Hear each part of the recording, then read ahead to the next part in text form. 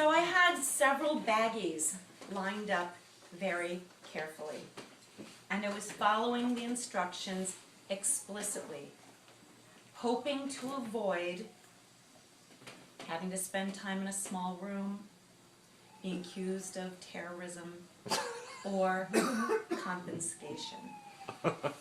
And so I carefully took a square of woven Kevlar wicking and put it into one bag. Put another one into a second one. In the third bag, I dropped 2 lengths of chain, and in the fourth one were 2 leather straps with swivels attached. I zipped them all up and taped to the outside. I'm a fire performer. These are my poi, my fire tools. Please don't take them. And then a picture of me spinning fire. It was 2002, and I was going for my 3rd time to Burning Man, and this time I hoped to spin fire on the desert. How many of you don't know what Burning Man is? It's oak. Stop. Okay. So, from Wikipedia, I was prepared just in case, and I'm reading it. Burning Man is a week-long annual event held in the Black Rock Desert in northern Nevada in the United States. The event begins on the last Monday in August and ends on the first Monday in September, which coincides with the American holiday, Labor Day. It takes its name from the ritualistic burning of a large wooden effigy, which is set alight on Saturday evening. The event is described as an experiment in community art, radical self-expression, and radical self-reliance. So some of you probably don't know that the founder of Burning Man is speaking right down the street at Columbia this evening. I actually billed this as the alternative Burning Man speech tonight.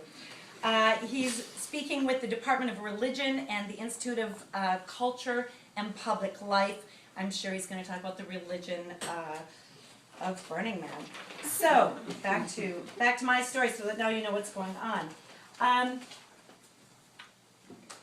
My first year at Burning Man was the year 2000. I had tried to go in 1999 and it hadn't worked. But this year, with my daughter Brittany and my friend Wayne, we went off for what we thought unpreparedly was just a long weekend. We were going on Thursday, we were leaving on Sunday, so it meant 2 days, 3 nights, and I was prepared with tank tops and sunscreen 50.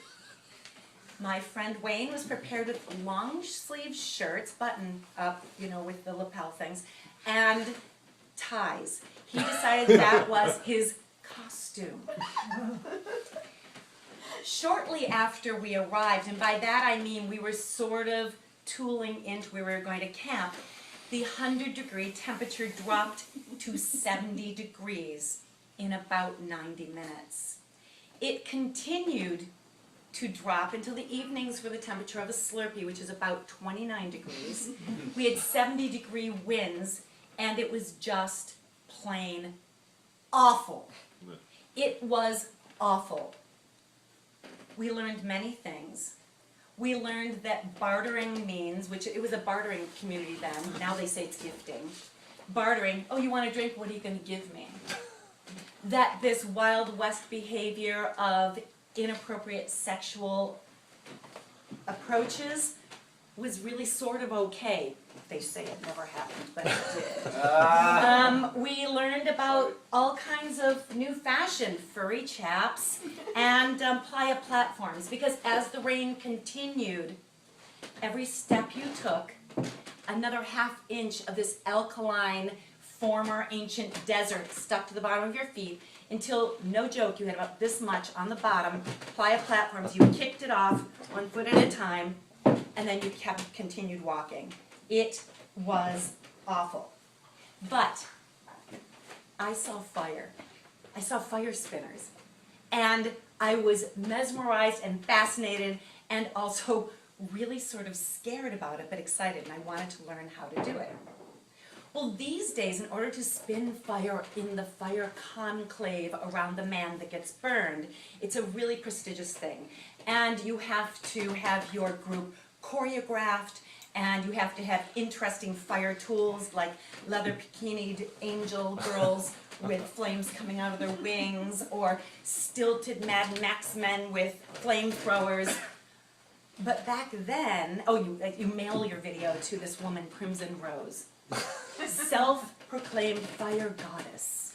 And she's really scary.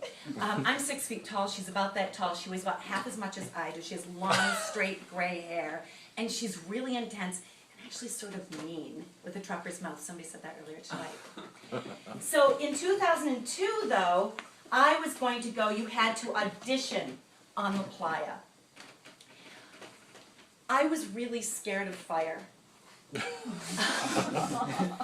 When you used to be able to smoke in elevators, some of you might remember that. People always thought that was really funny to say, what if I burnt your hair? Like, what if I cut off something of yours? Or also add to that the fact that when I was little, my hair was on fire. I was very close to a pot on the stove, and luckily my mom was washing dishes and she turned around and like slapped me with a washcloth, but my hair was on fire. So for me to learn how to spin fire was really sort of a big deal. And the first time I lit up, which is what you call it, and it doesn't mean any of those other things, it means the poi. The first time I lit my poi, I was on Nantucket, and it was sort of like a virginal sacrifice, because there were all of these like sort of superstar Boston and New York fire spinners that actually knew what they were doing, and they were like, oh, look how cute she is, she's been practicing for 9 months. Some people practice for like an hour and a half and go, yeah, light me, and they start, doing their thing. So my hair was wrapped in 3 soaking wet bandanas. Someone took their poi, they dipped them in the fuel, and somebody else spun it out, and they handed it to me. And somebody lit me. And then I, in a freakish kind of awkward way, was spinning, and they're cheering and clapping, and I quit and gave it back, but they were so proud of me, and so now I'm an official fire spinner.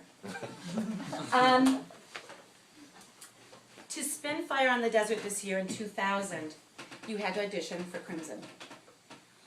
We got off the plane, we took the 3-hour drive to the desert, we found we were camping, and I pretty much ran to the base of the man where there were already about 150 people waiting in line to audition. She had auditioned around the country, but if you missed an audition, you had to audition on the playa. And there were three other people besides myself, Paul, Urania, her real name, I thought it was her playa name, your fake name that you go by, and of course Satan. So we were waiting to spin with people, everybody's practicing. It was mostly just poi then. It was 11 o'clock at night by the time our part of the line got up to Crimson Rose. She says, all right, you get up there. So there's a drum circle, there's a perimeter of people, there's people with fire towels waiting to put you out should you catch something on fire. And I go past Crimson and I said, excuse me, could you not listen to the drum circle, because I'll be spinning to Wham, Wake Me Up Before You Go Go. If you could just put that in your head, shut the fuck up, New York, and show me your shit! And I was like, yes, ma'am, and we went out there. It's like, okay.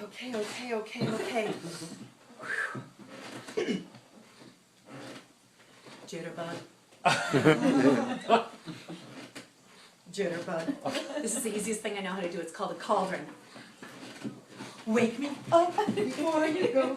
And I'm going, and I'm like going, oh my goodness. And the next thing you know, I'm over with the song, and I get somebody to put me out. I cannot wait for the fire to extinguish itself. And I'm all jazzed with adrenaline and all this stuff. And I'm like going, oh my goodness, I spun on the desert. I spun for Crimson. I didn't kill anyone, and I didn't catch on fire. I was so excited. And 2 days later, via some sort of a courier messenger person, I found out that I was in. But why did I go back after that first absolutely awful, awful year? I was scared when they burned the temple. It was a huge, massive building made out of wooden dinosaur puzzle piece scraps. It was really beautiful, but that's what it was. And the fireworks they put in somehow didn't shoot up, maybe because of the rain. They shot straight into the crowds where we were sitting and almost got stampeded as people started backing up like this over top of the people sitting there. We were really scared. I didn't get the Thunderdome, where there are people in this Mad Max kind of thing hitting each other on like bungee cords and swinging into each other over top of a dome where people are cheering them on. And it was cold, and it was miserable, and it was just awful. But why did I keep going back? The last time I was on the stage, I was packing for Bhutan, where I went to teach. And in my Ziploc bags, I had bandanas and underwear and tank tops rolled up. And I also had in my backpack important things, tools that I learned from Burning Man, my utility tool, a headlamp, a spork, all sorts of things were packed in there that I had learned from Burning Man.